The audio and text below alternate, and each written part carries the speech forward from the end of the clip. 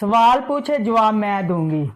Comment में भाई राशिद करीम साहब ने सवाल किया है कि वो कौन सा खुदा है जो खुद को भी ना बचा सका।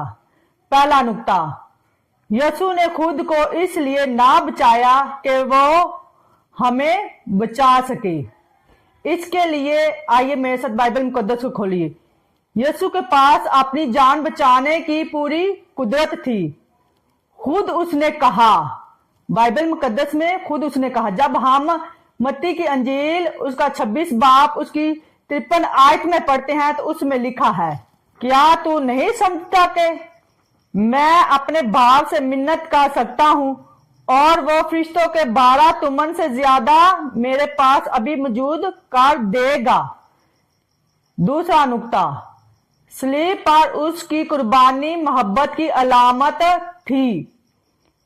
जब हम यूहन्ना की अंजील उसका 3 बाब उसकी 16 आयत पढ़ते हैं तो उसमें लिखा है, क्योंकि खुदा ने दुनिया से ऐसी मोहब्बत रखी कि उसने अपना इकलौता बेटा बख्श दिया ताकि जो कोई उस पर ईमान लाए हलाक ना हो बल्कि हमेशा की जिंदगी पाए। यसू ने खुद को बचाने के बजाय हमारी निजात के लिए अपनी जान दी। ये शिकस्त नहीं बल्कि सबसे बड़ी फतह थी।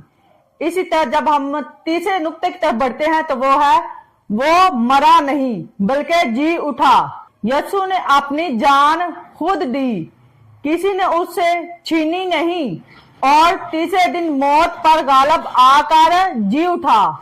मेरे साथ खोलिए यूहन्ना के अंजील उसका 10 बाब उसकी 17 और 18 आयत में लिखा है, बाप मुझसे इसलिए मोहब्बत रखता है कि मैं अपनी जान देता हूं ताकि उसे फिर ले लूं।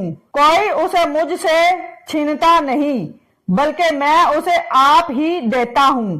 मुझे उसके देने का भी अख्तियार है और उसे फिर लेने का भी अख्तियार है। ये हुक्म मेरे बाप से मुझे मिला। इसलिए वो खुदा जो खुद को ना बचा सका, दर हकीकत वही खुदा है जिसने हम सबको बचाया।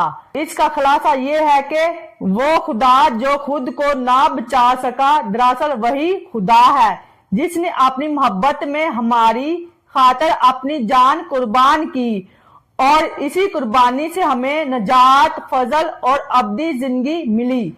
अगर आपका भी ये ईमान है कि मैंने जो कुछ भी बयान किया वो बिल्कुल सही है तो आप कमेंट में अपनी राय का इजहार करें और इस कलाम को आगे फैलाएं ताकि हर एक इससे बरकत पा सके। आमीन।